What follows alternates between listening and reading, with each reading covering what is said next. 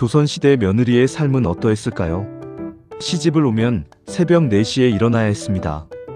밥을 짓고 불을 떼고 빨래를 하고 논에 나가 일하고 돌아와서 또 밥을 짓고 밥 한 술 제대로 먹기도 어려웠습니다. 말 한마디 잘못하면 사흘을 굶기도 했습니다. 친정어머니가 보고 싶어도 마음대로 갈 수 없었습니다. 울고 싶어도 눈물도 보여선 안 됐습니다. 그래도 참았습니다. 하소연할 곳이 없었으니까요. 그 참음의 끝에는 무엇이 있었을까요? 오늘은 그 이야기를 합니다. 경기도 어느 마을에 윤씨 집안이 있었습니다. 마을에서 잘 사는 편에 속하는 집이었습니다. 논도 꽤 있고 집도 널찍했습니다. 그 집에 옥순이라는 처녀가 시집을 왔습니다. 나이 20, 인물도 반반하고 부지런하다는 소문이 있었습니다.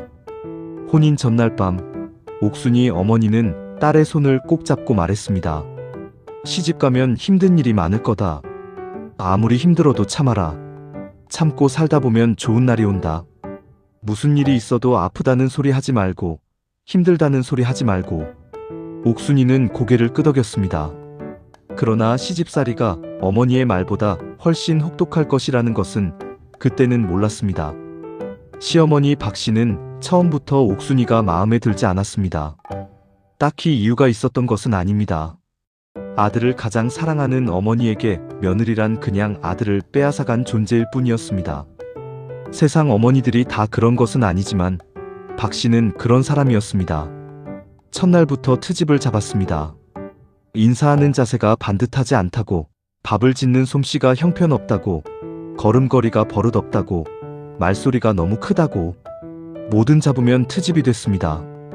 칭찬 한마디 없이 하루에도 몇 번씩 핀잔을 주었습니다.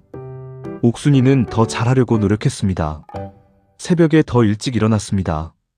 밥을 더 정성스럽게 지었습니다. 빨래를 더 깨끗이 했습니다. 마당을 더 꼼꼼히 쓸었습니다. 그러나 박씨 눈에는 항상 부족했습니다. 아무리 잘해도 잔소리가 줄지 않았습니다. 남편은 어떠했을까요? 남편은 어머니 말에 거역하지 못했습니다. 아내가 억울해 보여도 모른 척했습니다.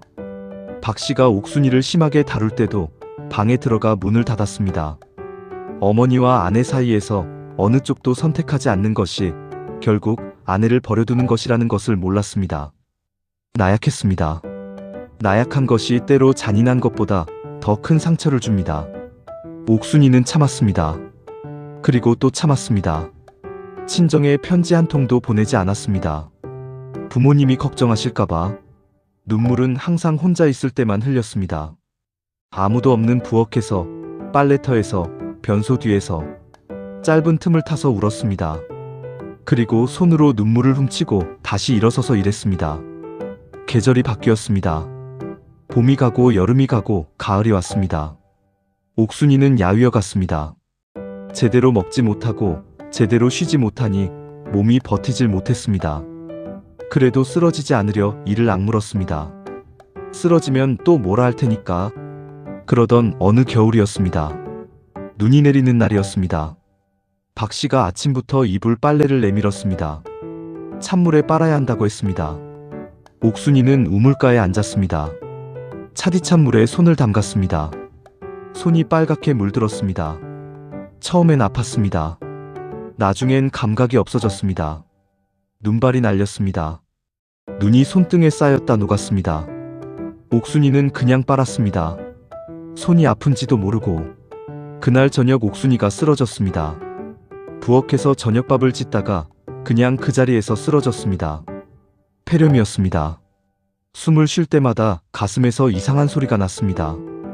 몸이 불덩이처럼 달아올랐습니다. 땀이 흘렀습니다. 온몸이 떨렸습니다. 박씨는 의원을 부르지 않았습니다. 게으름 피우려고 꾀병 부리는 거야. 저녁밥은 누가 한다고. 남편은 아무 말도 하지 않았습니다. 옥순이는 작은 방 한 칸에 홀로 누워 있었습니다. 이불은 얇았습니다. 밖에서 바람이 불면 방 안까지 찬기가 들었습니다. 아무도 물 한 그릇 갖다 주지 않았습니다. 밖에서 가족들이 밥 먹는 소리가 들렸습니다. 웃는 소리도 들렸습니다. 옥순이는 눈을 감았습니다. 어머니 얼굴이 떠올랐습니다. 참고 살다 보면 좋은 날이 온다고 했는데 언제쯤 올까? 좋은 날이. 그런데 그 좋은 날이 이제는 오지 않을 것 같았습니다. 이틀이 지났습니다. 사흘이 지났습니다. 옥순이의 숨소리가 가늘어졌습니다. 열흘이 지났습니다. 옥순이는 22의 나이로 세상을 떠났습니다. 아무도 임종을 지켜주지 않았습니다. 혼자였습니다. 마지막 숨을 내쉴 때 방 안에 아무도 없었습니다. 그날 밤부터 집안이 이상해졌습니다. 부엌에서 혼자 그릇이 깨졌습니다. 누가 밀지 않았는데 그냥 선반에서 떨어져 깨졌습니다. 마루에서 발소리가 났습니다. 아무도 없는 마루에서 분명히 사람 발소리가 들렸습니다. 밤에 개가 이유 없이 짖었습니다.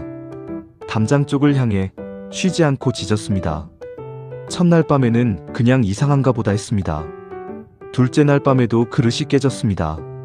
셋째 날 밤에는 박 씨가 잠결에 누군가 발목을 잡는 느낌의 비명을 질렀습니다. 식은땀을 흘리며 깨어났습니다. 꿈이라 했지만 그 후로 잠을 제대로 자지 못했습니다. 남편은 밤마다 악몽을 꾸었습니다. 꿈에서 옥순이가 나타났습니다. 아무 말도 하지 않았습니다. 그냥 멀찍이 서서 바라보았습니다. 뚫어지게 바라보는 그 눈빛이 무서웠습니다. 남편은 꿈속에서 그 눈빛을 피하려 했지만 어디로 가도 옥순이가 서 있었습니다. 보름이 지난 밤이었습니다. 박 씨가 잠자리에 들렸는데 방문이 혼자 열렸습니다. 박 씨가 촛불을 들었습니다. 그리고 굳어버렸습니다. 옥순이가 서 있었습니다. 머리카락이 풀려 있었습니다. 흰 소복을 입고 있었습니다. 얼굴이 살아있을 때보다 더 창백했습니다. 눈 아래로 검은 것이 흘러내렸습니다. 눈물인지 알 수 없는 것이. 발이 땅에서 살짝 떠 있었습니다. 방 안의 온도가 순식간에 뚝 떨어졌습니다. 촛불이 바람도 없는데 흔들렸습니다. 그리고 꺼졌습니다. 어둠 속에서 목소리가 들렸습니다. 어머님, 저예요. 옥순이에요. 박 씨가 기절했습니다. 그 자리에서 쓰러졌습니다. 아침에 깨어났을 때 머리카락이 반 가까이 하얗게 새어 있었습니다. 남편 방에도 나타났습니다. 옥순이는 아무 말도 하지 않았습니다. 그냥 서서 바라보았습니다. 말없이 바라보는 그 눈빛이 수백 마디 말보다 더 무거웠습니다. 남편은 그 자리에서 실신했습니다. 정신을 차리고 나서도 손발이 떨렸습니다. 밥도 넘어가지 않았습니다. 이래가 지나자 박 씨에게 이상한 병이 생겼습니다. 몸이 조금씩 굳어가는 병이었습니다. 손가락부터 시작해서 손목, 팔꿈치, 어깨가 굳어갔습니다. 움직이려 하면 통증이 왔습니다. 의원이 와봐도 원인을 알 수 없다고 했습니다. 들어본 적 없는 병이라고 했습니다. 마을 무당이 불려왔습니다. 무당이 집안을 한 바퀴 돌았습니다. 구석구석 살폈습니다. 마당도 살폈습니다. 옥순이가 쓰러진 부엌도 들어가 보았습니다. 그리고 고개를 끄덕였습니다. 억울하게 죽은 혼이 이 집 안에 있다고 했습니다. 원한이 깊다고 했습니다. 굿이 시작되었습니다. 무당의 북소리가 밤 공기를 울렸습니다. 무당의 입에서 경이 흘러나왔습니다.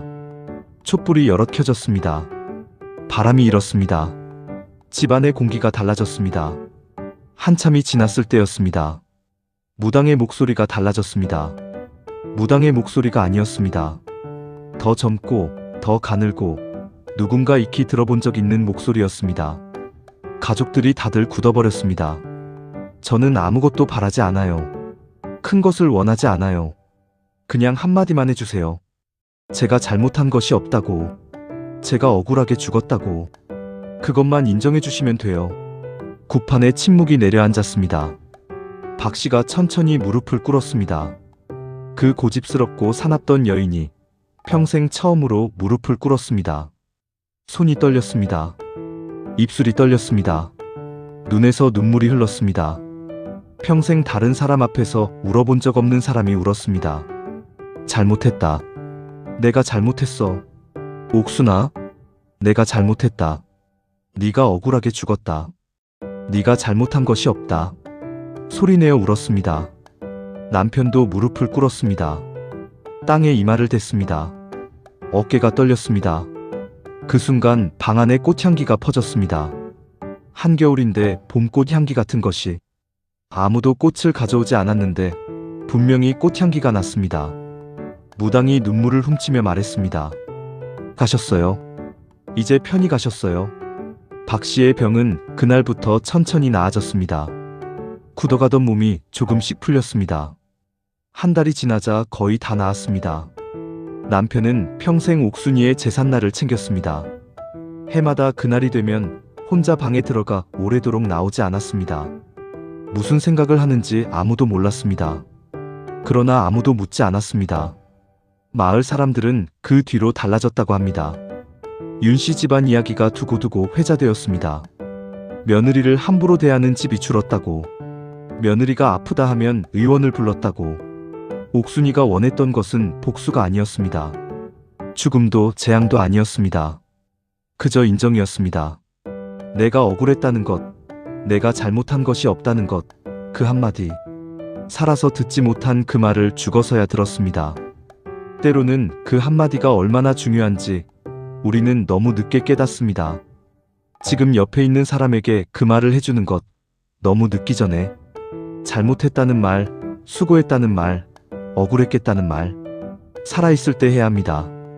다음 편도 기대해주세요.